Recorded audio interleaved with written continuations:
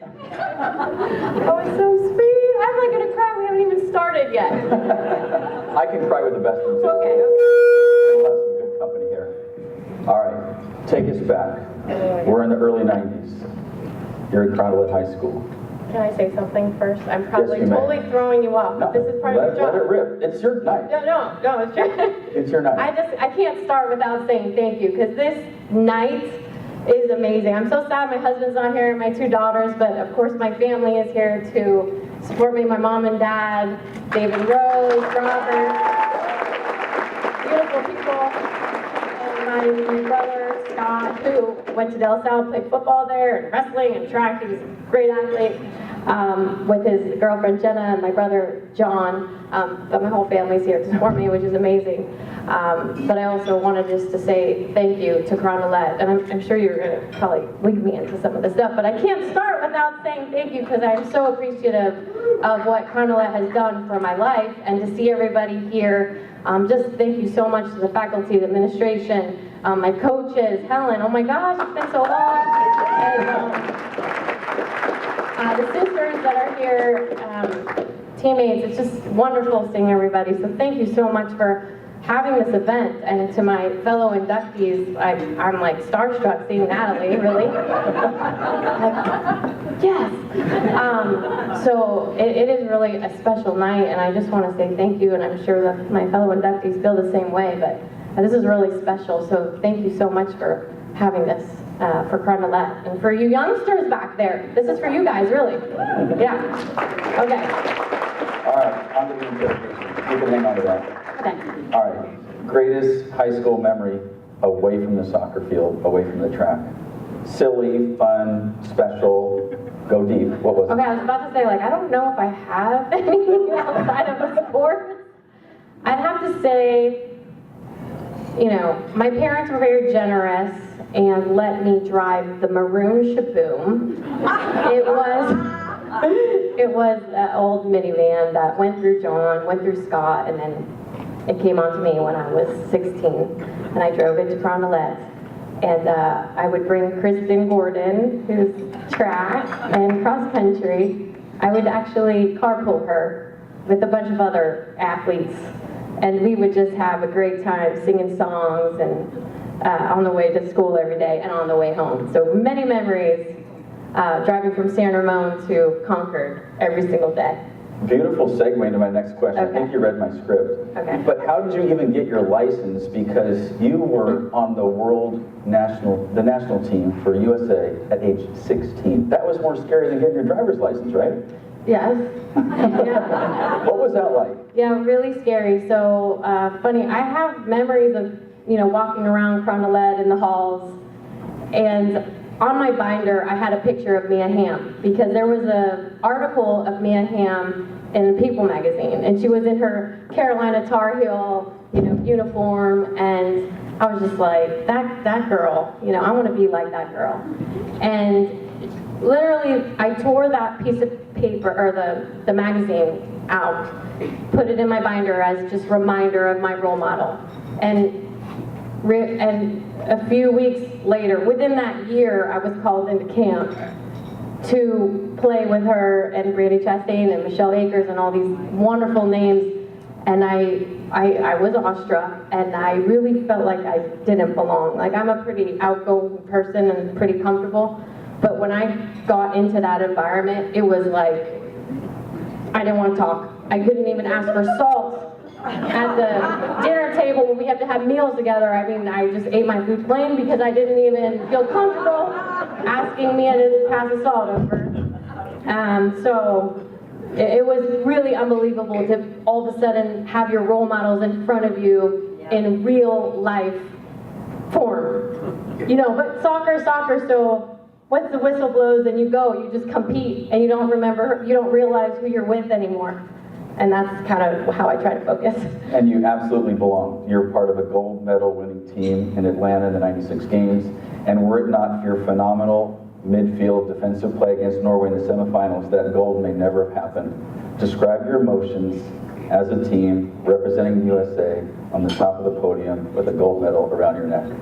So a lot of emotions, a lot of memories, but I'm speaking to the young. I didn't realize we had young student athletes in the room, so I'm actually speaking to the young student athletes in the room about this situation. Was in 1996, I was not a starter on the women's national team. I was a reserve.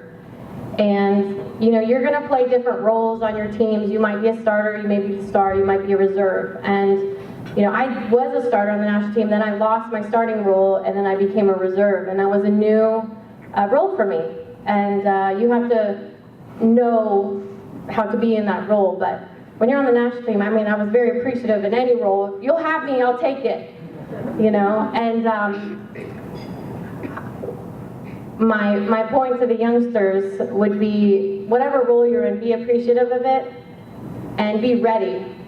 And train as though you are a starter or you are the star, because you never know when that opportunity might hit for you to come up big time for your team.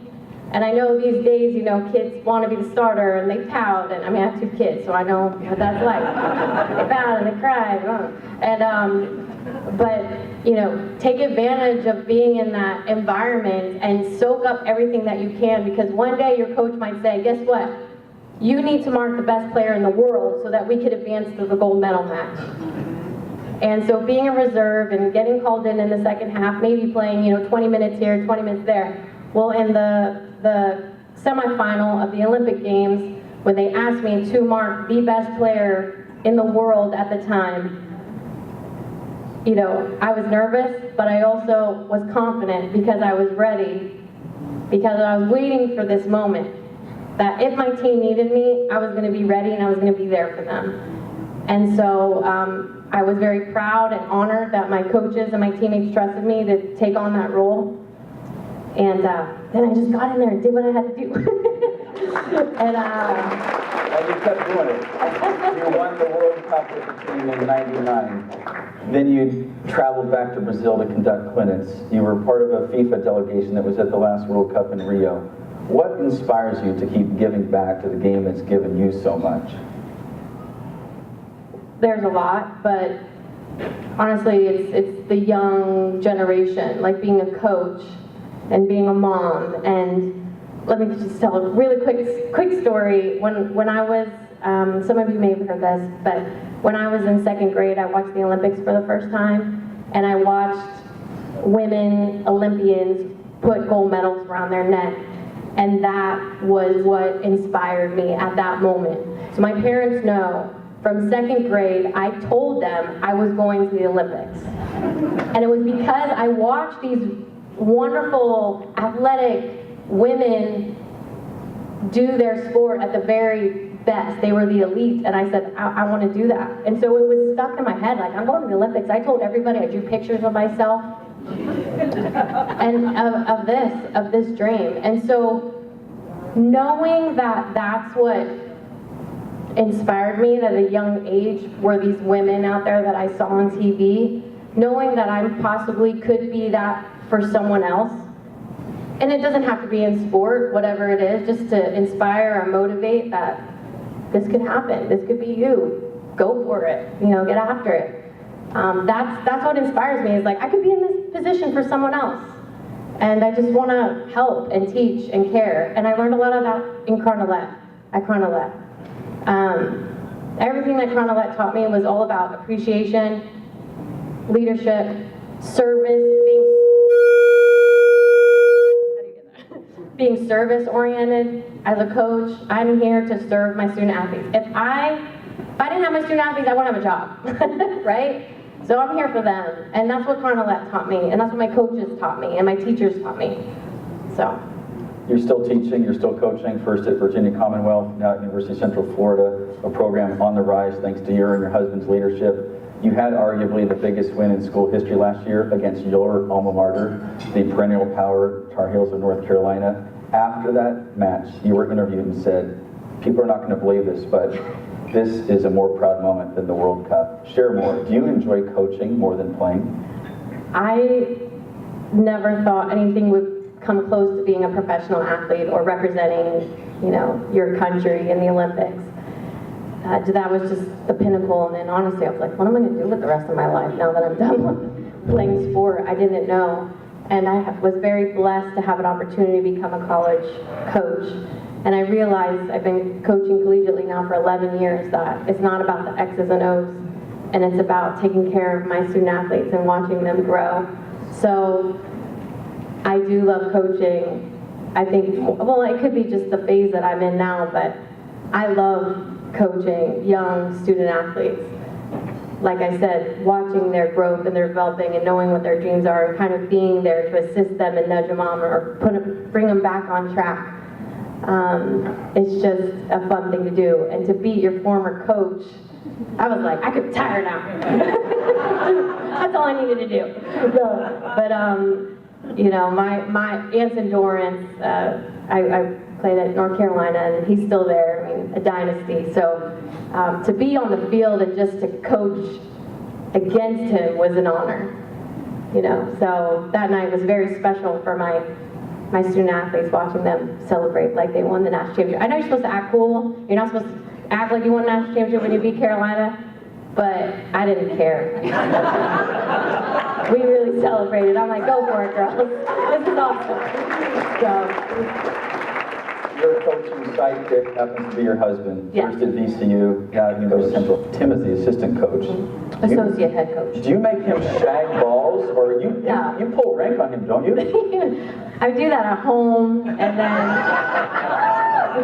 you know, no. I wish he was here because he is the most gentle, supportive man, and I love that Tim and I could be role models for our young women that are around us, because they could see a respectful relationship in front of them, how a woman is the head coach and the husband is there, and he steps up to be a leader when he needs to be, and he also is very supportive of his wife at the same time, and they get to see this. And so I think it's very empowering too for the young women to know what that relationship should look like. And so he's my sidekick. I really wouldn't be a college coach without him. He loves doing the things that I'm not good at. So it's like, awesome, babe. Keep doing that. You're really good at that. And so we're a really good team, and we're really blessed that we get to do it together, and really wouldn't want to do it without him. Perfect match. Any final words you want to share? Well, I mentioned just thank you, and all of the lessons that I learned at Carondelet I have taken with me. You don't realize it when you're in high school or even in college, but now that I'm a college coach and I need all these things to inspire my kids and to empower them and to teach them, I realize, you know, it's everything that I learned from my parents, this culture of excellence I learned from John Gordon. You guys read John Gordon books, but this culture of excellence, I realized my parents were teaching that all along, and then I'm so blessed because they decided to send me to Carondelet, and Carondelet just reinforced all of those same messages. And so I'm just very, very grateful to have had all these blessings my whole life, and so I just hope I can keep going and giving back, and thank you. I'm sure you will. Congrats again to Tiffany and everybody.